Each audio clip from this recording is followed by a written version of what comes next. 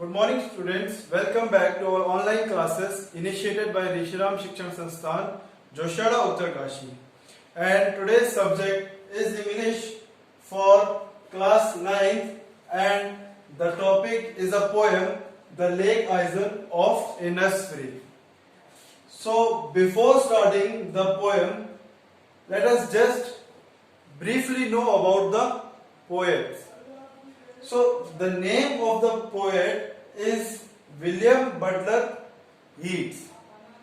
The full form of W.B. Yeats is William Butler Yeats.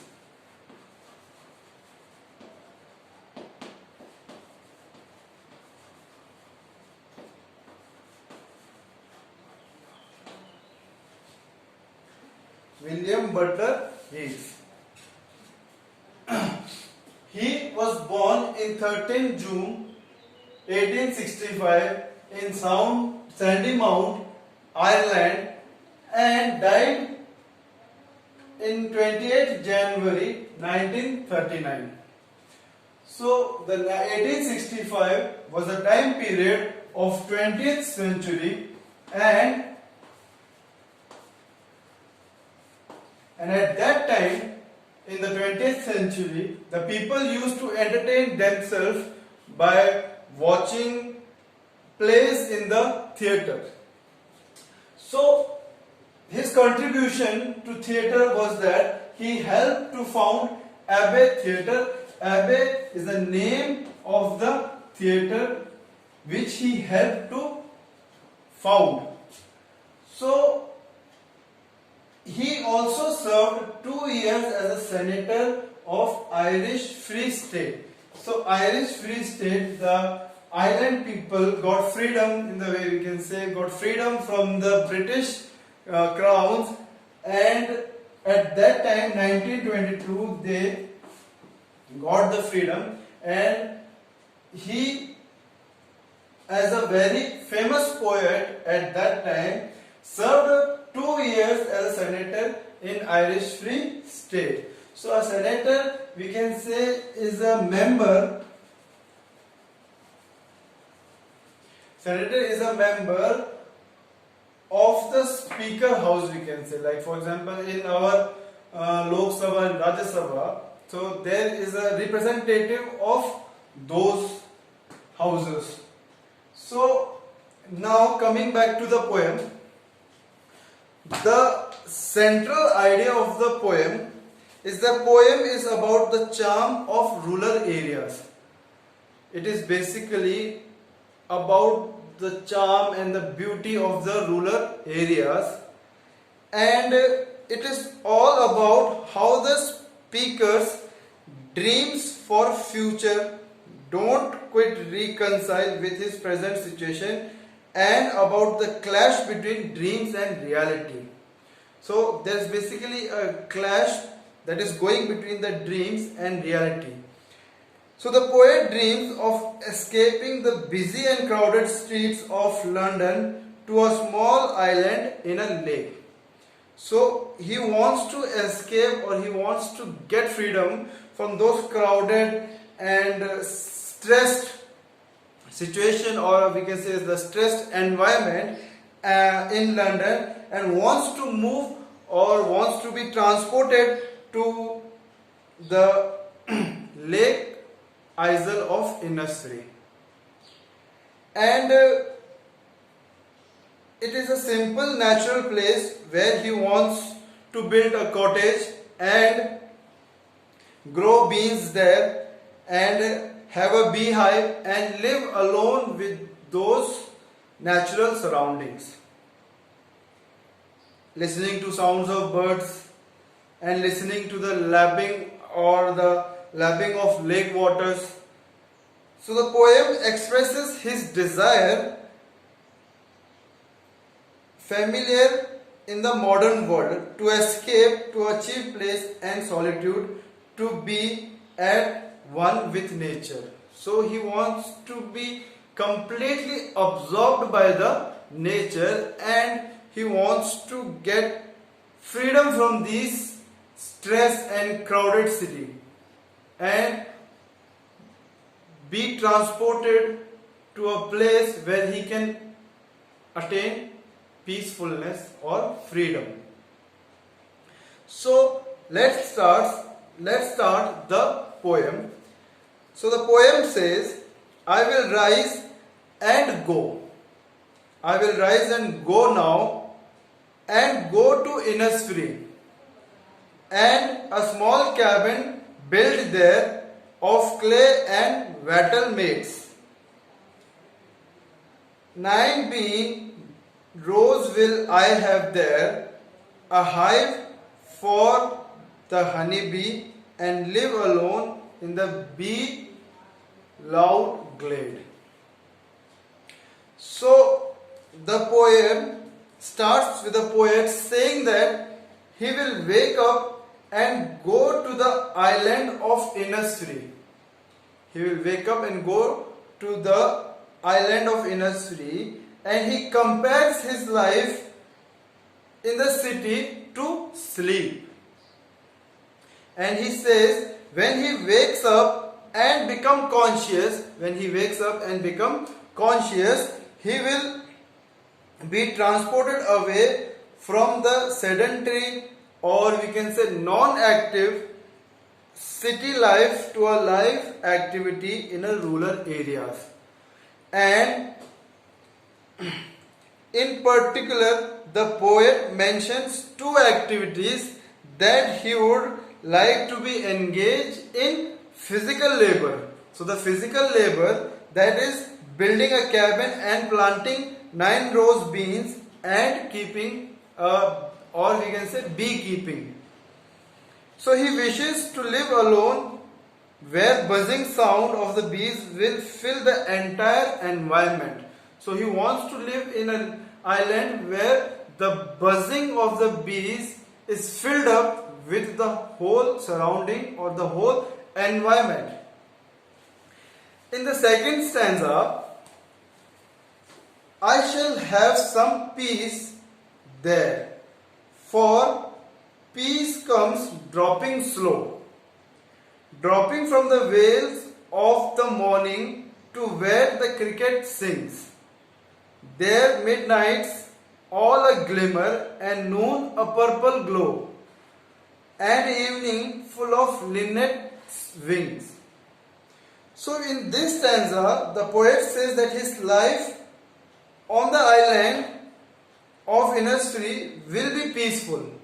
He says when he will move to the land, or when he moved to the island of Innisfree, he will get freedom, or he will get peace there. He especially connects peacefulness with the early morning. He connects the peacefulness with early morning, and he says that peace will come to him readily. The peace will come to him readily compared to the morning. How?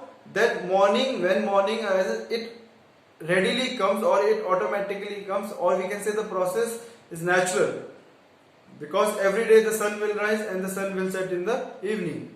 So in that way, peace will also come to him readily. And he compares the morning to a woman who is veiled. So when the morning, when the night, or when the dark slowly dispersed, or dark disappears and the rays bring brightness,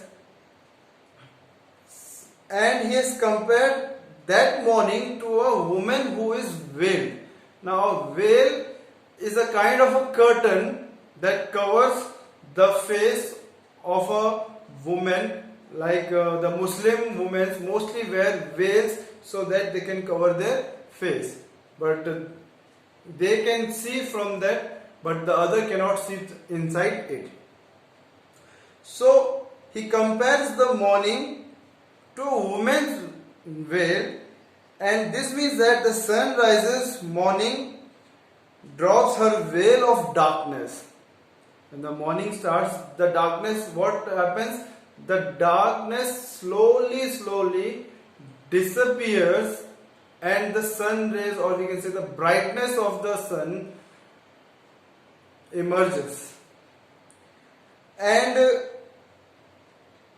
in that darkness, when the darkness disappears and morning arises, that time the peace is also arriving, the poet says.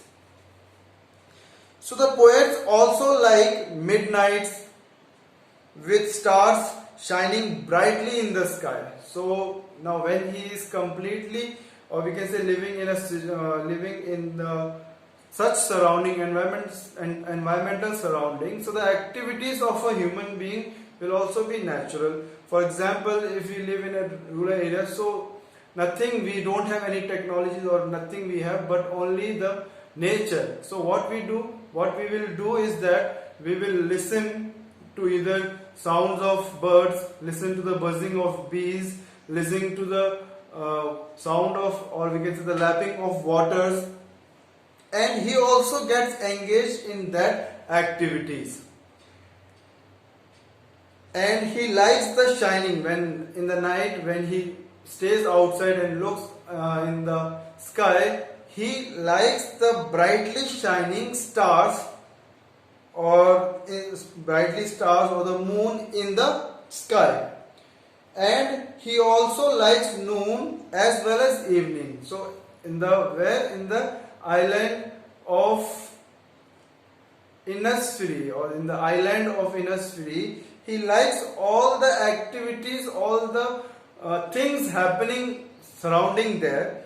And he likes noon, he likes evening. And because the evening is a time when the surrounding is full of natural sounds, especially in the morning, when dawn starts, after the dawn starts, or in the evening when the environment is filled with the sounds of nature, the linnet birds, the melodious songs of linnet bird, it influences the poets, and he gathers peace there. I will rise and go, the third stanza is, I will rise and go now, for always night and day.